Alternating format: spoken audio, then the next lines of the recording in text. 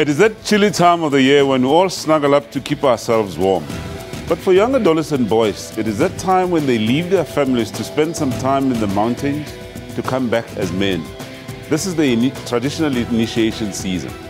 Corporate Governance Minister and Traditional Affairs Minister Pravin Gordhan has officially launched the 2015 Winter Initiation Season themed Zero Tolerance on Initiation Deaths.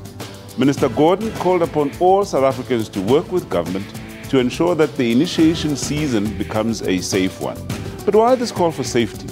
About this time last year, a total of 23 initiates had died since the start of the winter initiation season because of botched circumcisions, and 104 others had been admitted to hospitals for related injuries.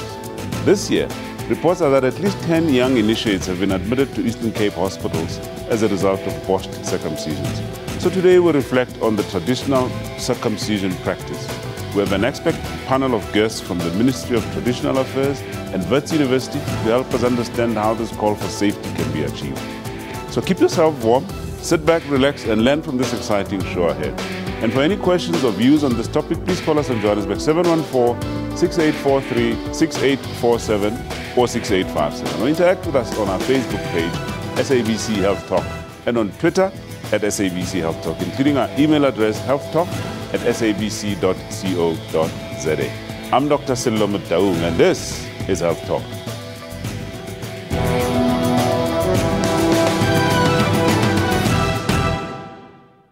South Africa is rich with a variety of tradition amongst its citizens. Sadly, some of these traditions sometimes have deadly consequences. An example is a traditional circumcision. Symbolically, winter is a transition from one stage of life to another for scores of young South African males. This season also signals a move from being boys to becoming men. Basic principles of hygiene generally might sometimes not be implemented. As a result, these young men suffer from preventable infections, blood-borne diseases, and severe pain. Many have paid with their manhood, and others with their lives.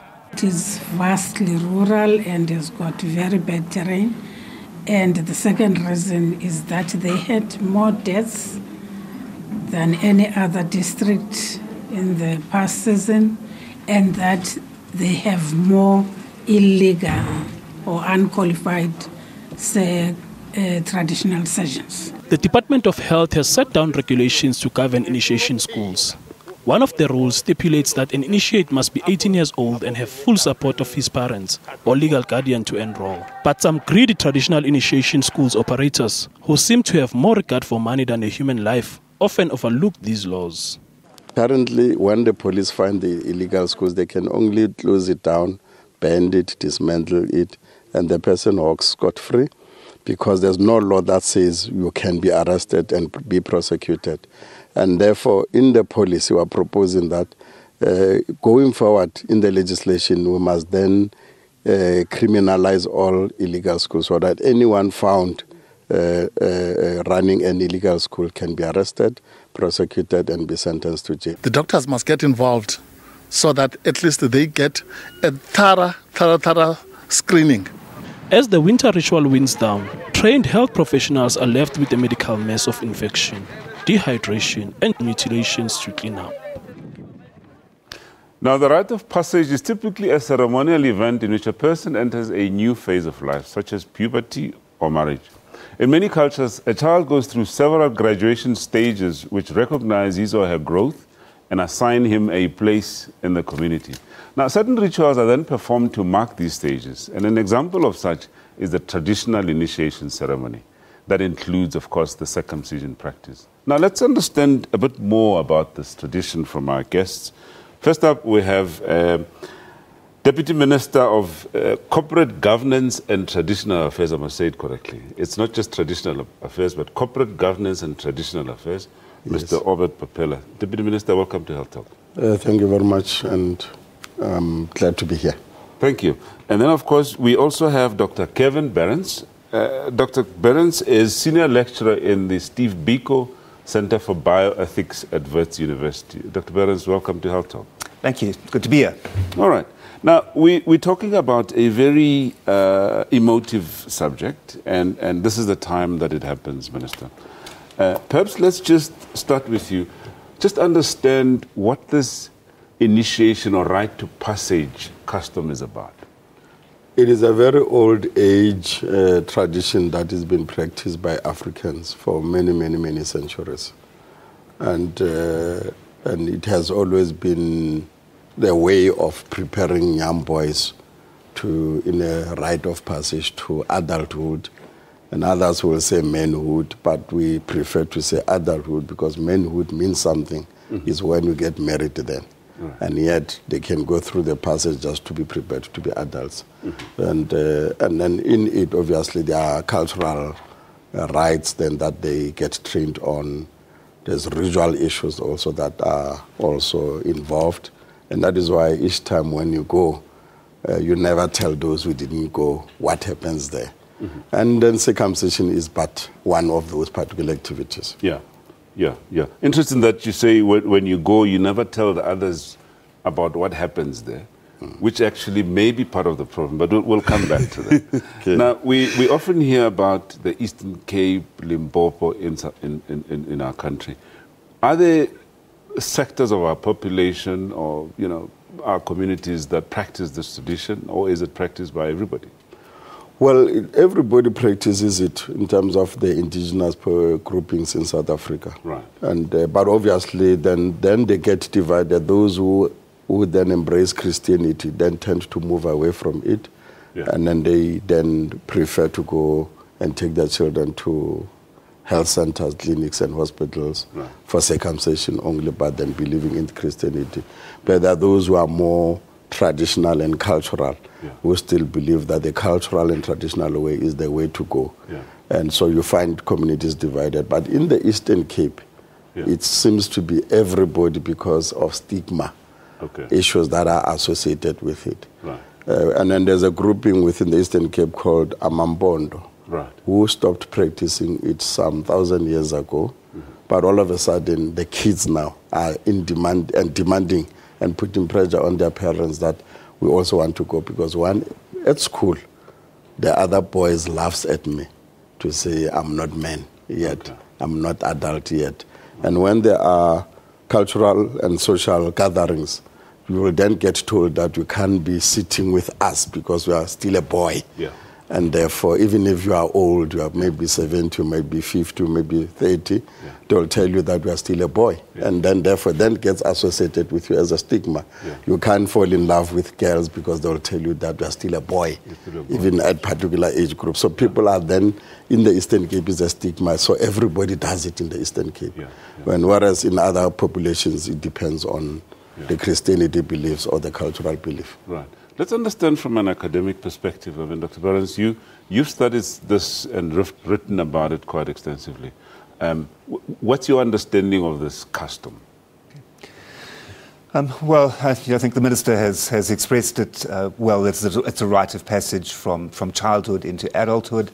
And my understanding of it is that it is a part of what creates the cohesion in communities. It is part of what helps people to understand their place within their societies that they belong to. So I think it's an incredibly important thing, and for that reason I think it's important for us to try to ensure that the rights of people to practice their culture are maintained as much as possible, but within the limitations that those practices don't cause harm to people, or serious harm to people anyway. And I guess, Minister, that's really what we're talking about. The reason why we're talking about this topic is because of the harm that we've seen in the past, and we'll get back to that. But let's just come back and again, the harm here I'm talking about insofar as the practice of the traditional circumcision is concerned. Now, before we get to the detail of that, let's look at now the regulatory framework in terms of this practice now. I do know that, there's the Children's Act that makes provision for this. Do you want to perhaps just take us through that? Well, there's Children's Act that gives provision to it. There's also the Health Act. It does give a passage of description of what happens when we have to go through traditional circumcision or circumcision in general. So there are prescripts that people ought to follow. On the Children's Act, we are emphasizing more the issue of age. that the children Act says 16 and above. Yeah, but in fact, we need to clarify that, because we hear of the Act that says 16, but you hear of children as young as 12 going, for initiation. So what you're saying is the legal position is 16. Which is the Children's Act. Okay. And then in the new policy that we have published, which was published by Minister Pravin Gordhan, it says we might then have to relook at the issue of the age towards 18, 17 above and 18, because you can only be an adult from the age of 18, because at that age you can now vote, you can get a driver's license, and you now beginning to be independent in society, individual in society. So, but the child of 12, I engage the traditional leaders and ask them, if this is the passage, a rite of passage to adulthood, this young boy comes back from the initiation schools and he then tells everybody that I'm a man. At the age of 12. It's a bit ironic. It's very, very ironic, I must say. And I know that's Limpopo. They are very, very, very hard on it. They say we cannot touch the age. But unfortunately, this policy is published, and I hope they'll give reasons, and very good, valid reasons, as to why it should be 12. But we are saying it cannot be 12. Because circumcision should not be confused with initiation. Because circumcision, you can circumcise a child at day 1 or day 2 or day 3. Before we run out of time, initiation is something else, Right. Before we run out of time, let's just touch on one subject now: consent. What is the provision with regards to consent? Our new policy guide says that there's been not much consent by parents, and we want the parents to get involved, both father and mother. And if it's a woman-headed family, the woman has a right to also know where the child is going, what school is it, who is running that school, on all those particular issues. And hence, the policy is now also describing the role of a parent, whether it be a mother or the father. Consent is very important, because children have been unfortunately hijacked or kidnapped. The recent cases in Gauteng, in Davidton, where 30 boys were kidnapped. On that note, I think let's just hold it there, because we have to go for a quick commercial break. And after the break, we look at challenges associated with the traditional circumcision practice. Please stay with us.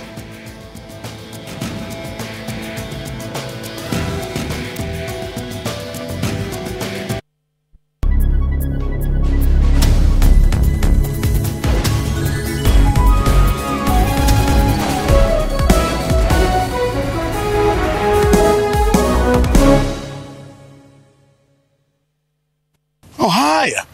Just brushing up on my party. We are going to make it number 12. Official. Let me teach you a quick word.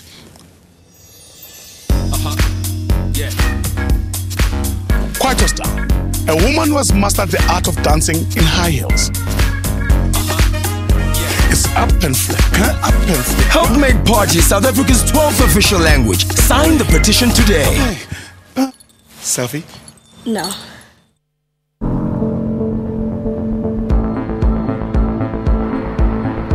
I know a better route. Incoming. Watch out. Let's brighten it up a little. I can handle this.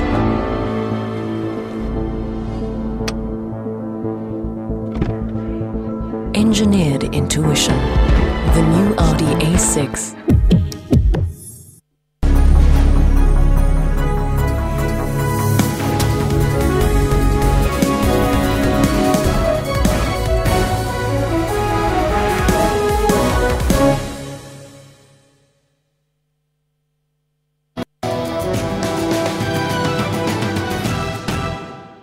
Hundreds of young boys will embark on what is seen as a rite of passage into manhood. They will be risking injuries and even death to undergo this ritual. But there are already fears of a repeat of last December's carnage, where 43 initiates died. The Provincial Health Department has been roped in to try and curb these unnecessary deaths and injuries. Some boys are being ill-treated and they don't die from the surgical procedure. Some of them find that they die from assaults, which we've been saying the police should also lay murder charges against the perpetrators. Some boys would end up being abducted against their will into the bush because there's also people being motivated by greed. The unabated deaths of initiates has led to growing calls for medical male circumcision as a viable option. One traditional district in the Pondoland area of Libode and Ngeleni in the Eastern Cape, tired of sending their sons up to the mountain aiming to bring them back as reputable men, only to bury them, has embraced this method, incorporating medical circumcision with tradition to good effect. But it's not every community member that has welcomed this rather brave move. Look, brave, I don't know. Proactive, I'd rather say. The fact is, we need to look at ways to do things differently in order to save lives. The vision of the Kebisela Traditional Council is that at some point we want to have 10 out of 10 boys going through this process of medical circumcision. However, the people that we lead at the end of the day have got different views. The Eastern Cape House of Traditional Leaders, however, the legitimate custodians of this custom, believe we need to fix our house rather than abandoning it altogether. Each and every festive season, there are deaths through motor vehicles on the roads, but we'll never, ever hear somebody who says, no, let's forget about using the cars because there are a lot of deaths in the road. Then why now in this practice? Because is it because it's being led by the traditional leaders? No, I guess that. The season will get underway as soon as schools wrap up their mid-year exams in the next few days. Unati Pingose, Health Talk, Eastern Cape. Welcome back. Now, the calls for safety at traditional initiation schools are informed by worrying trends of ever-growing statistics of complications associated with this traditional circumcision practice. Now, we've learned that already, so far, there's 4 deaths that have been reported involved in these young initiates. Let's understand a little more about this. And perhaps let's start with you, Dr. Perrins. Now, you know, during my introduction, I did mention that, you know, we have at least about 10, you know, people that have been admitted to hospital. We've just heard that there's 4 people that have just died. So this traditional circumcision practice is not without any complications. Can you perhaps take us through some of the complications that we often hear about? I think a lot of the complications arise, I think, because of some of the particular ways in which the circumcision is handled traditionally. The fact that the initiates are very often quite remote from hospitals and clinics means that it's often very difficult, if they do run into health problems, for them to get access to the health care that they need. There's stories that sometimes what happens is that obviously there can be bacterial and other kinds of infections that can result as a result of an open wound. And some traditional practices, including binding the wound particularly tightly with bandages, it's been suggested that those actually exacerbate the problem and create more health issues. Just hold it there because we have a caller on the line. It's, I believe, Monty from the Eastern Cape. Good morning, sir. Yes, good morning, sir. Montotedi, hello, Montotedi. Yes, Montotedi. Yes, you. I'm phoning from Maluti region, in the district of Mafletcha. I'm pseudo speaking. I'm practicing this practicing this tradition for decades. And unfortunately, you know, we should make a difference between circumcision and initiation. You know, if you come to our area, you often get, in fact, you sometimes you get some problems in relation to sepsis and other problems. All right. But we're battling a bit to hear you. I think the quality of the line isn't that great, but I think I get the gist of what you're saying, that we need to make a differentiation between circumcision and the practice of initiation. Perhaps when you have a better line, we can come back to you, but perhaps let's get Dr. Perrins to carry on with the complications. So basically infections, yes? And then obviously sometimes when the traditional circumcision takes place, sometimes too much of the foreskin is removed, and that creates all kinds of health problems. There's scarring problems that can result. And then sometimes, of course, it can even lead to the need for amputation and the loss of the penis altogether. Yeah. So there are a number of quite serious physical effects, and then you've got to also take into account what the emotional and psychological effects are on a young person who suddenly finds themselves, in a situation like that. Yeah, yeah. And in fact, talk about amputations. I mean, it's worrying statistics that I think with one of the publications looking at a 10-year period where you have over 280 amputations involving young men. I mean, this is quite worrying, isn't it? It is. Yeah. Those are very high numbers, and those young people have a very unhappy life ahead of them. Yeah. Minister, I mean, we also unfortunately have lots of cases of deaths, young, initiates dying, as a result of botched circumcisions. Now, if we can just go back to that issue of what happens just before, because this is a surgical procedure. There has to be some form of, and I think it's provided for in the law, some form of screening to ensure that before a young person, goes through this procedure, the person would have been screened to ensure that, he is fit enough to undergo that procedure. Your comment on that? Yes, we have engaged all traditional leaders who are the custodian of the practice to talk to those who are running schools whom they are giving permissions to, that for every establishment of the school, there must be certain procedures that ought to be followed. One of it is the pre-screening. We want to start a campaign going forward that every year, March, April, becomes what we call an awareness campaign to ask children, those who want to go to a medical doctor of your choice, a family doctor, wherever it is, but it must be a professional doctor who must then check whether their health is okay. Because we have realized that people are now dying of diabetes whilst they are there. They die of asthma, the natural causes that could have been prevented if medication was allowed in. Yeah. One of the deaths amongst the 4 who died now, he died as a result of lack of medication. He went into initiations, which is an illegal school, was admitted without a pre-screen certificate, medical certificate, and then he started demanding that medicine, he demanded his medicine. And they said, no, you're not going to get it. He ran out of the school to try to go back home so that he can then get that treatment. And unfortunately, collapsed along the way going home in Limpopo, in the Skukuni area, and then that was found in a bush dead. But should pre-screening be allowed, and I think they would have saved a life. But also it's because it's an illegal school, they don't care. They didn't even look at those particular aspects of the pre-screening to really prevent deaths from natural causes that could be prevented, like asthma, diabetes, and other illnesses that are associated with the children that are going in. Yeah. We could be preventing the number of deaths that dies in the initiation schools, but illegal schools, unfortunately, are mushrooming, because even in the Eastern Cape, the other 2 who died in the Eastern Cape is in illegal schools, dehydration.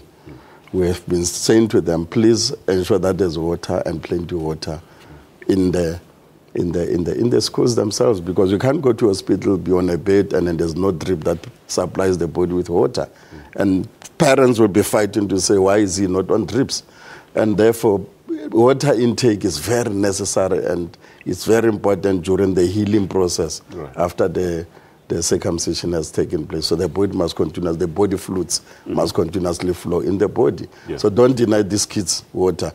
In the old years, the body was strong. We're not eating McDonald's and all those food that we eat in today. Probably then our forefathers were able to sustain themselves, but not today. The bodies are weak. All right. Let's just take Ernest from Limpopo. Good morning, Ernest. Ernest, are you there? Yeah, I'm there. Okay, your question or comment, please.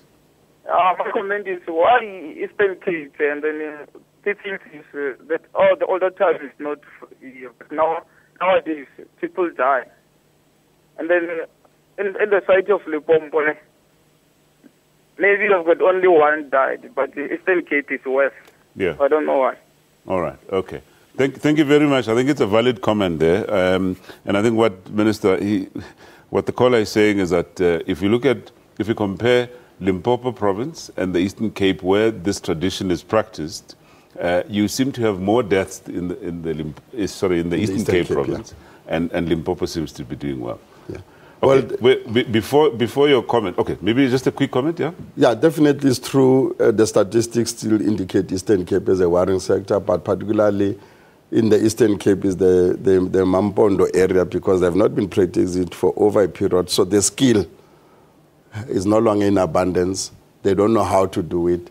And then they allow small boys to just do it. And then hence the botched circumcisions that are on the rise there. Okay. I'm going to come back and and on ask Limpopo is because they are also introducing the male medical circumcision now in Limpopo in certain schools, which in the Eastern Cape, they are resisting it completely. Okay. And I think it's something that we ought to talk to traditional leaders to say, is it not the way to go? Right. I want you to hold that thought, because I need to come back to it about the training of traditional surgeons and the male medical circumcisions. But for now, please stay with us, because after the break, we look at complications associated with the circumcision procedure.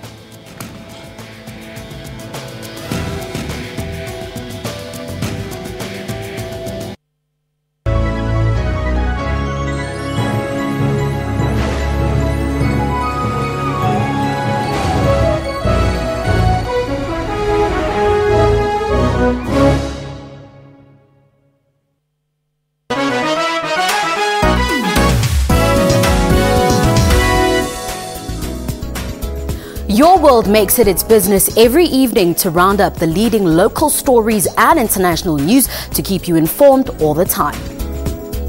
Make a date with Your World every evening for all the news headlines around the world to keep you abreast with knowledge. Catch Your World for headlines across the world every Monday to Friday from 9 p.m, then Saturday and Sunday from 7 p.m.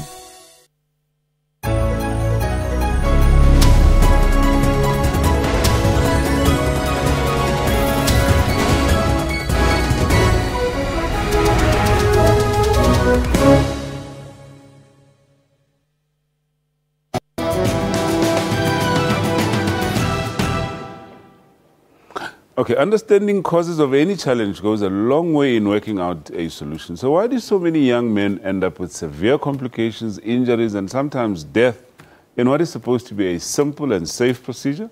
Well, we'll put that question to our experts. Let's start with you, Dr. Behrens. Why do we, in fact, your opinion in terms of why we should have so many complications associated with this supposedly simple procedure?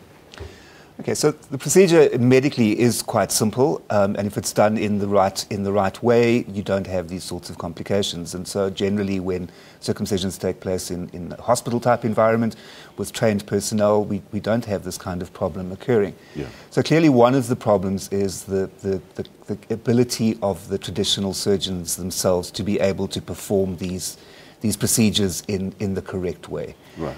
And so some of it, I think, still has to do with traditional approaches to the way in which it should be done. Mm-hmm. Some of the problems that we've had in the past are things like the instruments that are used being reused between one initiate and the next without proper sterilization in between. Mm-hmm. Some of the other complications that arise after the actual operation has taken place, and that is where the wound is not treated in exactly the right way. Mm-hmm. The Minister was mentioning the problem with dehydration. Yeah. Healing really does need hydration to occur. Yeah. So I think there are a lot of things that are associated with the specific conditions under which this takes place, and the degree of training which the practitioners have. Yeah, yeah. I mean, the other thing there was the stigma. We hear reports of, the fact that if any of these initiates experience pain or any complication in that period, it's regarded as taboo. They're not supposed to go and consult medical professionals. Your opinion on this?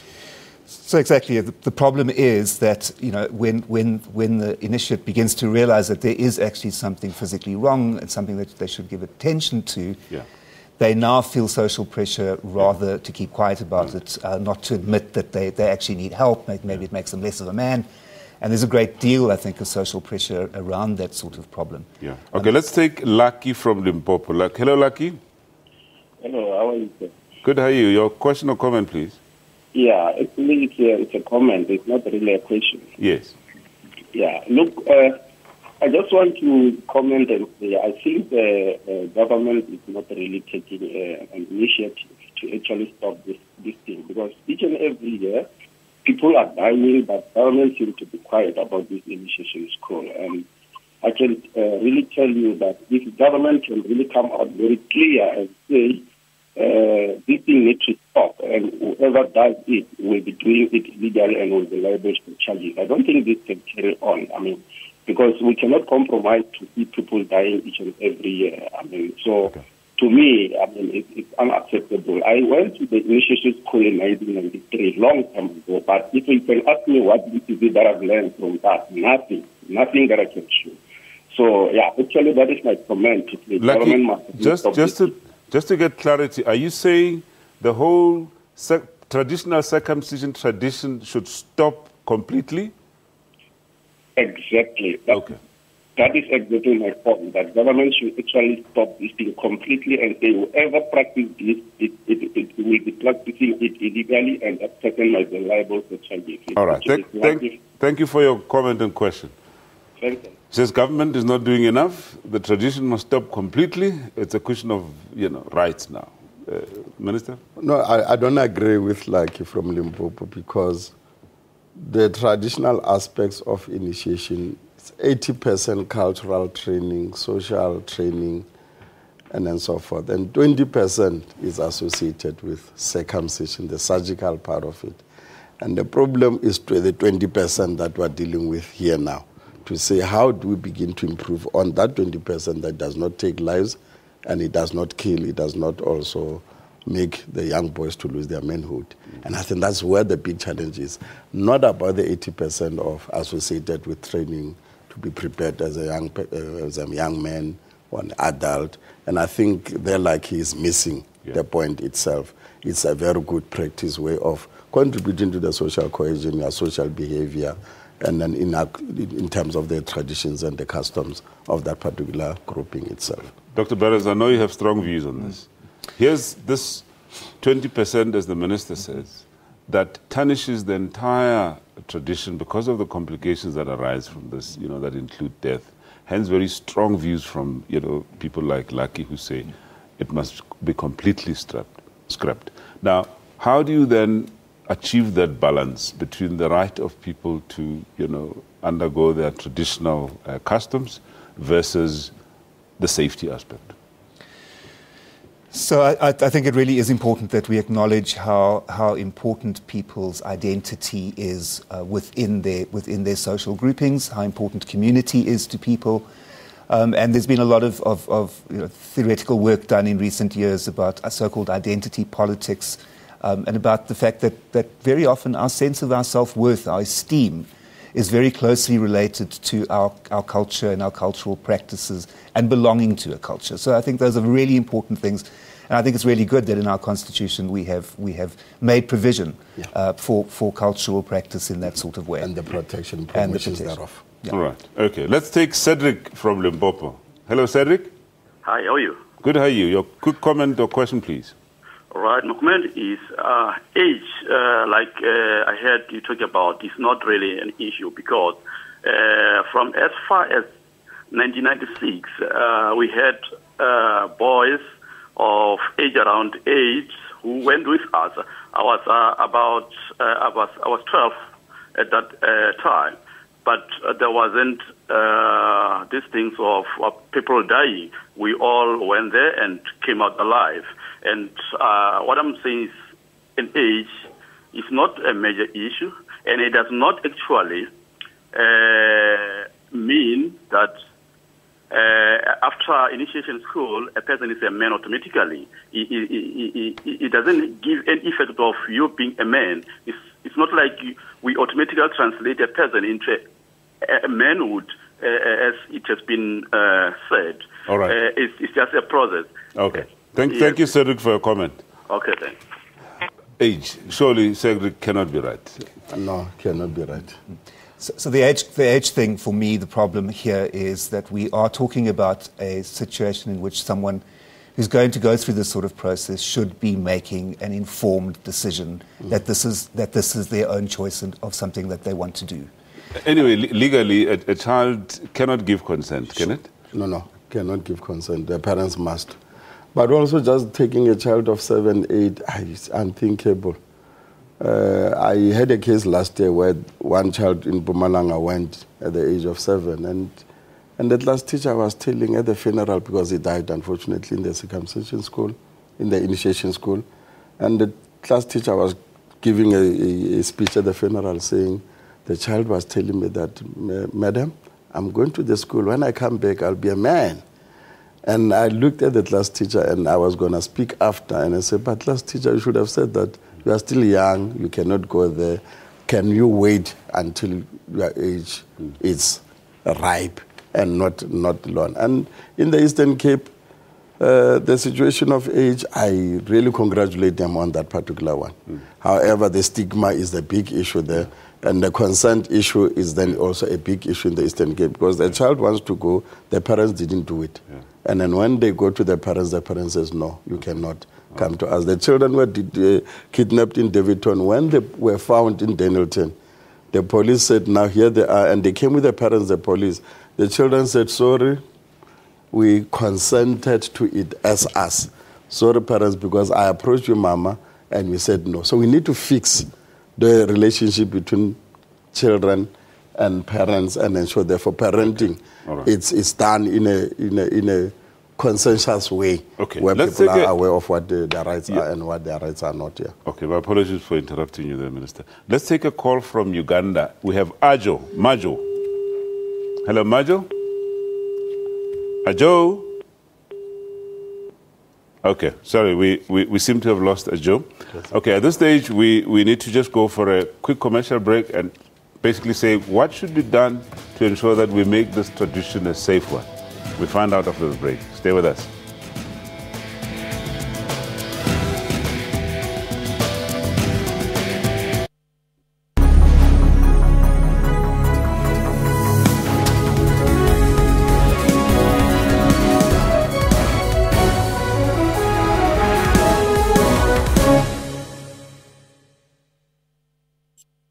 We kick off this week's show by seeing how Kenyans are paying tribute to the victims, as well as not only how they've coped, but how they returned stronger after the attacks. Last year, images of the 4-day Westgate Mall attack saturated front pages. In the Democratic Republic of Congo, artists have assembled to celebrate the peace this war-torn country has not had in a long time. No conflict that can't be solved without a conversation.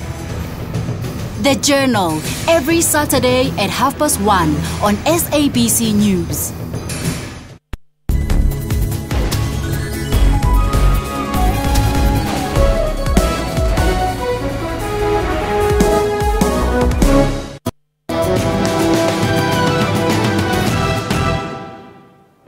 Welcome back. Now, during the break, we've just had an update that, in fact, the death toll has now risen to 6 this year.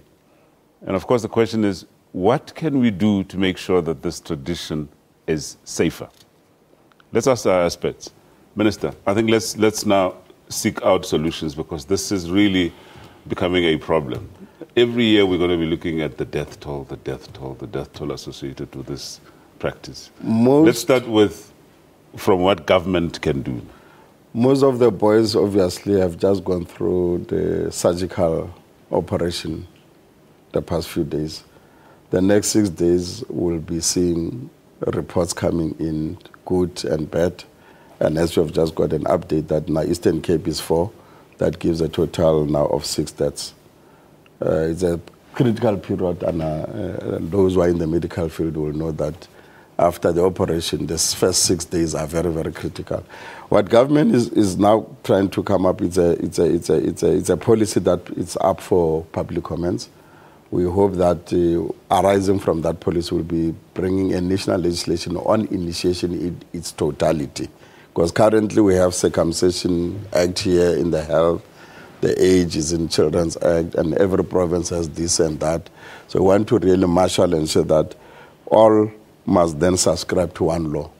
illegal schools is one big target that we're going to be focusing on, because most of the deaths happens there. People don't follow procedure. Just the standards that we have said, water must be there, people must go through pre-screening. The people who are doing these things must be well-trained. Allow medical doctors who have been to initiation themselves to be there as a backup. Is there a problem, though, there?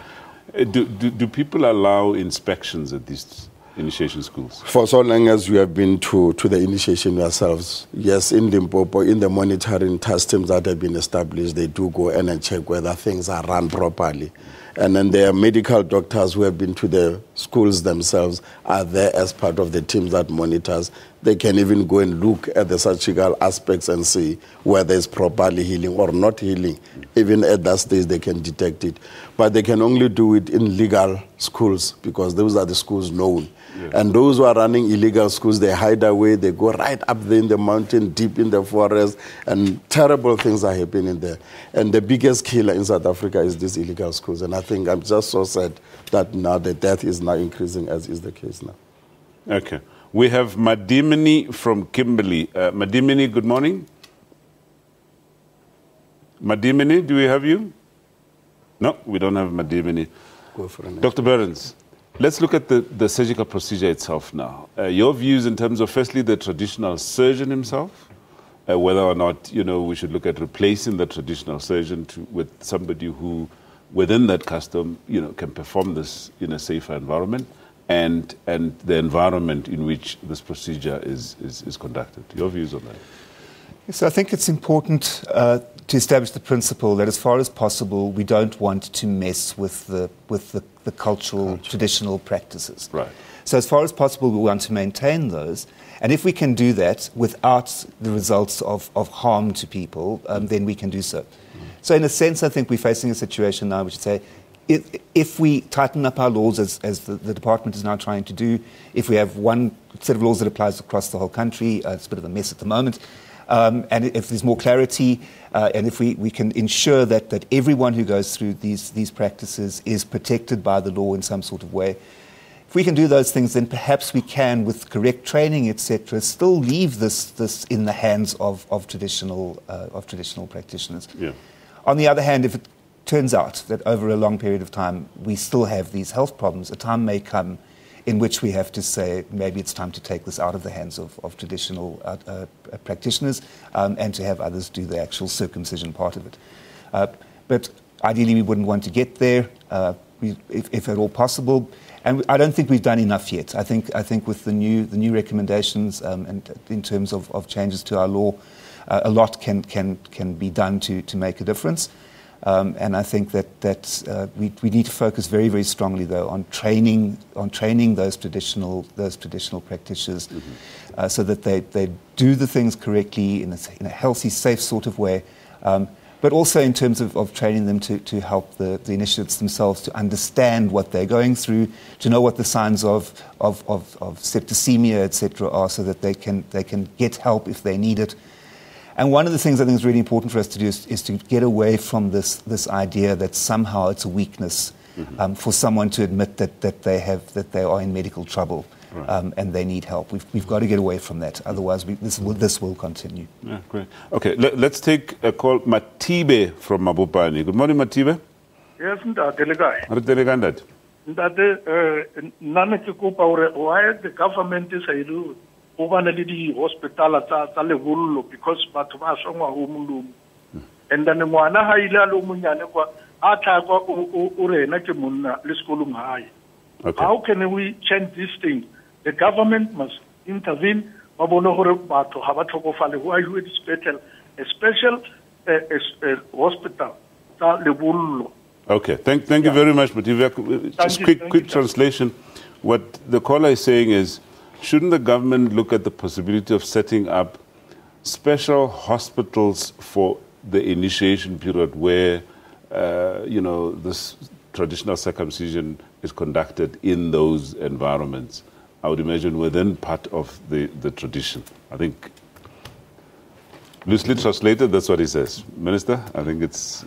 Look, currently, because it needs discussions and it needs consensus, it needs agreement, but at least so far we have engaged with the health sector, which is on board, that during the period, clinics and hospitals are on alert, ambulances are on standby. It's only when those people who are inside to report, and I think Dr. Barnes was saying that if they don't talk because they're of stigma, then there will be no activity. But if a child says, I'm in pain, I think I'm losing blood, or something is wrong with me, quickly let that child be in the ambulance take them to hospital. There are facilities already created for that. But we will not have just a dedicated hospital only for that, because the hospital must serve for all other illnesses, associated with serving the community as a whole. But there will be a section that is being created during the season, and it's an on and off season type of an arrangement that is done. Okay. Whilst we're trying to obviously seek out solutions to this problem, we must acknowledge that the one missing stakeholder in this discussion is, of course, the traditional leaders themselves. And perhaps for the sake of our viewers, if I could just say that they were invited, but unfortunately the guests that are supposed to be part of this show had an emergency in the family and unfortunately couldn't be here.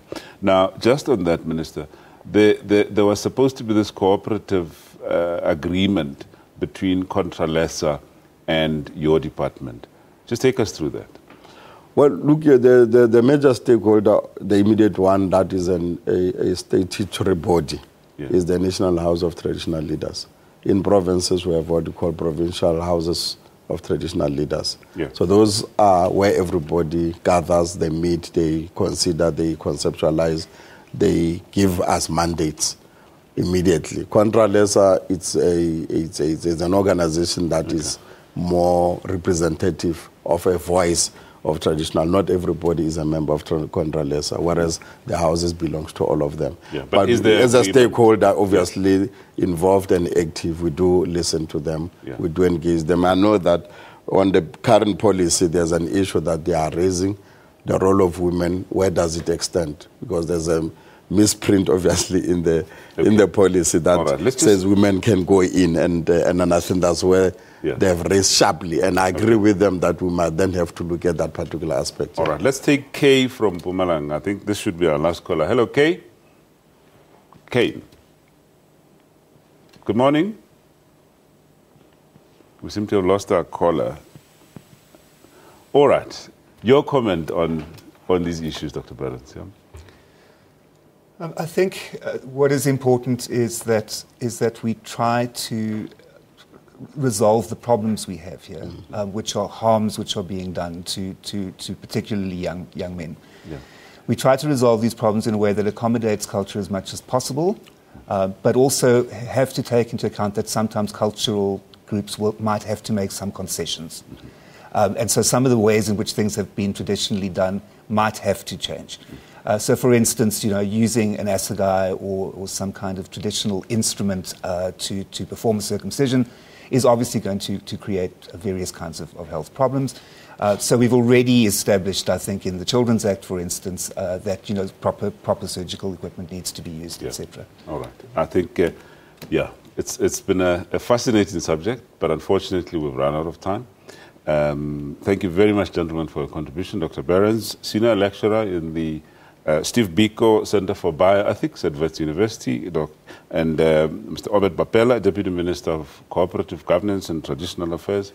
Thank you once again. Thank you very much. All right, it's on that note, folks, that we come to the end of our show today. Your views and comments are extremely valuable to us. Please share these with us on our Facebook page, SABC Health Talk, and like us. And follow us on Twitter at SABC Health Talk. And drop us an email at healthtalk@sabc.co.za. Again, join us again next week, same time on SABC News. And remember that you can watch repeat of these shows at 2 p.m. and 10 p.m. And if you miss any of the shows, you can still get them on the YouTube link. From myself, Dr. Salome Taung, and the rest of the crew here at Health Talk, have yourself a wonderful weekend, and thank you so much for watching. Stay warm.